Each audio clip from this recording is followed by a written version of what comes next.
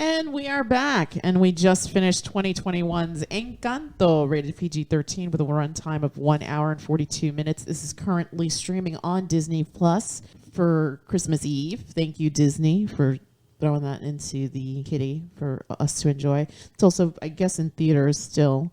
But if did it come out in theaters previously, or was today the premiere for everything? No, it came out in theaters. Before. It came out in theaters before. I think it had a shorter shelf life in the theater. I think it came out like about a month ago or something. Yeah, we didn't have to wait long for it to stream. Yeah, that's the thank you to Disney for not letting it sit in the vault for that long. All right. This was a gosh darn delight. I enjoyed it from start to finish. Colorful, vibrant, loud, like Spanish culture. The story focuses on a girl named Maribel, who is voiced by Stephanie Beatriz, who comes from a magical family, although she herself doesn't have magical qualities. Yeah, for some or reason. Or at least those that manifest themselves like the other members of the family. Anyway, I'm going to go around the table and get some impressions. Olive G, what did you think of this movie? It was good. It was good? Just good? Just good? Did you have a favorite scene? Oh, well, when he was showing Mirabel, like, his version of TV. With Uncle Bruno. Yes, that was with funny. With the rats. And, like, he was flipping through, like, the little scenes he drew for the rats. And it landed on, like, one. A telenovela. Yeah, telenovela. Don't act like you don't like those. What did he say? Like he said she's his aunt, but she has amnesia, so they don't know that their love is forbidden. That was great because it's like, yeah, that's a telenovela. The only thing missing is a pregnant maid. Hey, there you go. How dare you? How dare you? Did you have a favorite character, Olive G? No. Whose power was your favorite? Yeah, did you have a favorite power? If you could have any one of those powers, which one would it be? Would you want to be able to hear everything like Dolores or talk? Speak to animals. Speak to animals. Like Antonio. That was a good one. That was a good one. Yeah. We kind of predicted that was going to be his power. I mean, look at the box and look at the animal. That was inside the box. The box? The box she gave him, it had animals on it. Oh, really? The present. I didn't even notice that. Wow. It had like capybaras and like it had like animal scenes, and then when she opened really observed those details. I didn't really. And also, I knew what his outfit was before he even put it on. Because in the picture, they made an accident where they actually put his real clothes on. Like the one he was going to wear after he got his gift. Oh. And like the painting that she looked at the kids with. You know what? I'm gonna go around the table and see what everybody else says. What would your superpower be? Would you want to control weather like Peppa, or shapeshift like Camilo, or hear everything like Dolores, or heal people, or heal everybody like Julieta, or be as strong as Luisa? Spit it out. Or, well, I feel like this is like the weakest superpower. Isabella's flower. I don't know. Controlling nature. Does she control nature, or is it just flowers?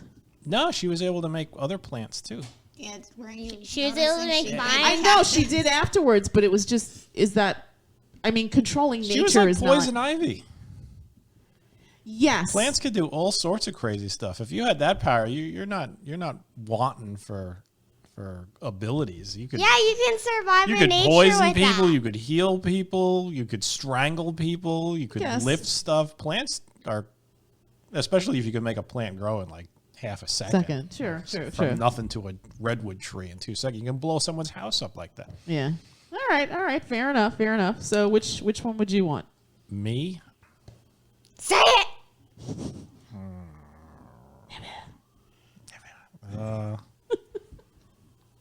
Either controlling the weather, although that one seemed kind of a double-edged sword there. It was really dependent upon her emotions. So yeah. Or seeing the future.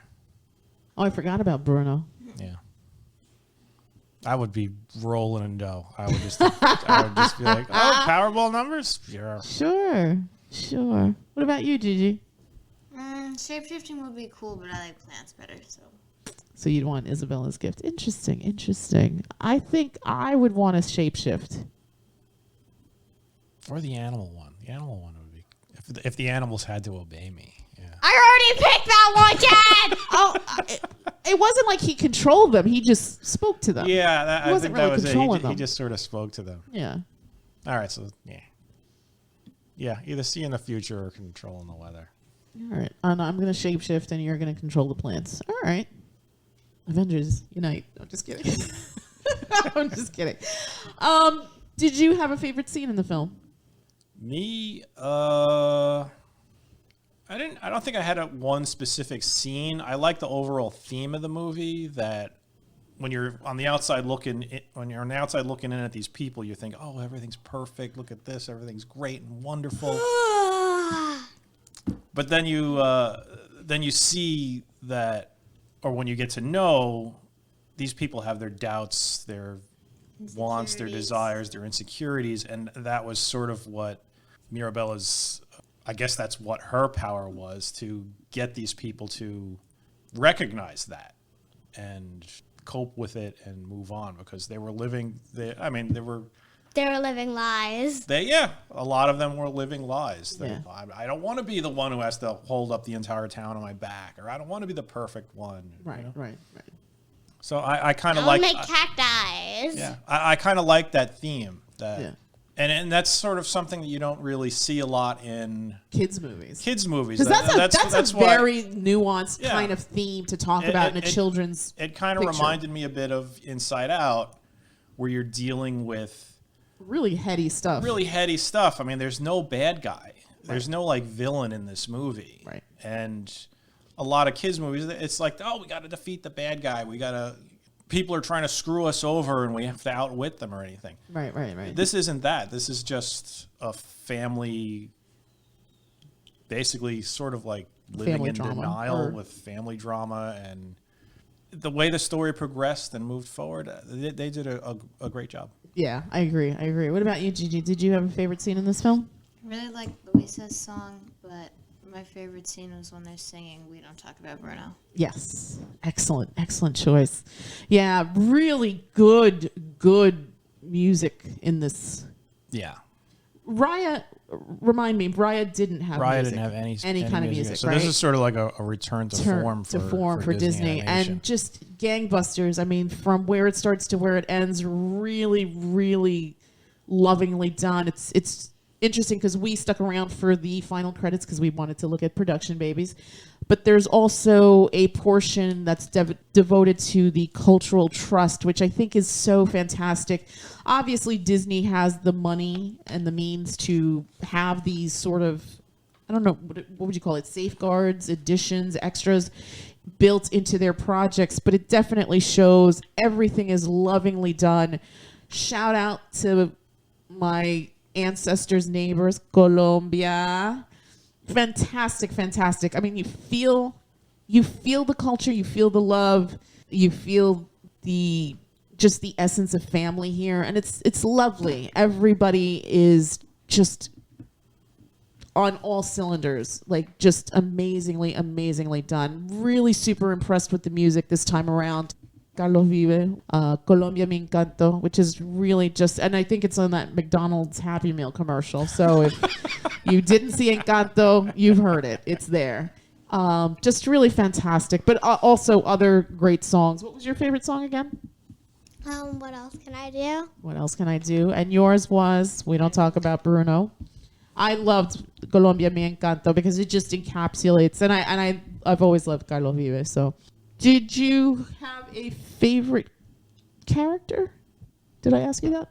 I said I enjoyed everybody's interplay with each other. I don't think anybody really jumped out at me. If I was going to say a character that captured my interest the most, it'd probably be Mirabella, because it's her story. Right.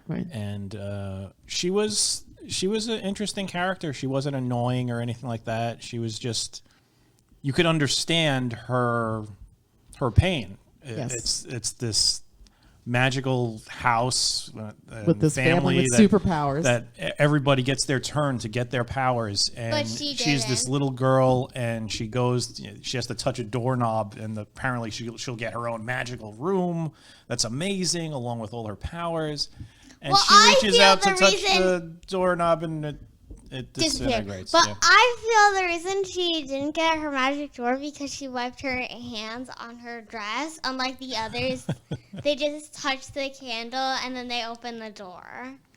No, that's definitely You never know. plausible. Or My maybe this was- interpretation was that she wasn't meant to have the superpower because she was sort of the glue that, almost like the grandmother, she was the glue that kept everyone together. And Yeah. because she didn't have the distraction, I don't know if that's the right word, distraction of the superpower, she could focus on the family. From the start of the movie, she is very pro her family. She's just lifting them up and giving them the love, almost to the point where she just almost negates herself. When the kids in the beginning keep asking her what her superpower is, she doesn't, it's almost like she doesn't want to answer. Maybe she's embarrassed.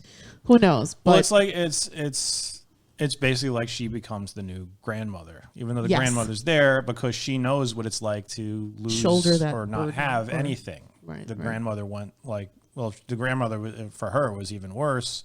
She lost so much. right. But for Isabella, or not Isabella, Mirabel. for Mirabella, it was like she never had it, and she was always jealous of it, jealous, but there was a purpose for it, Right, you know, right. and that was probably the reason why the house didn't give it to her, because it knew that She was meant for something she else. was meant for something else. She was meant to bring everybody together, because everybody was so wrapped up in serving others and being perfect and doing all of this stuff that they didn't know what it was like, you know. Right. What about you, Gigi? Did you have a favorite character in this movie? Maybe Mirabella. She was Yeah. positive, but not annoyingly so. Yes. She's the kind of girl I would hang out with if I was like, I don't know, what would you say, 14, 15, 16 years old?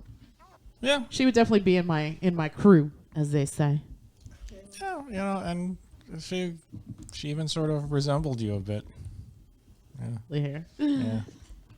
What did you have a favorite scene? I said when they were singing, we don't talk about Bruno. Oh, when they were talking. Okay. Sorry.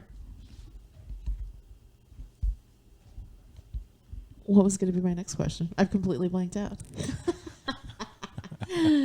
I'm still really high off the experience. It was really, really, really well done. I really enjoyed this. I think as Yeah. much as I liked Raya and like the sleekness of the animation and style and all of that, I think just, I don't know, maybe I'm being simple here, but I guess the expectation is that if it's a Disney movie, it has to have music, right? So this really just was completely in my wheelhouse. It had the music, had really fantastic music.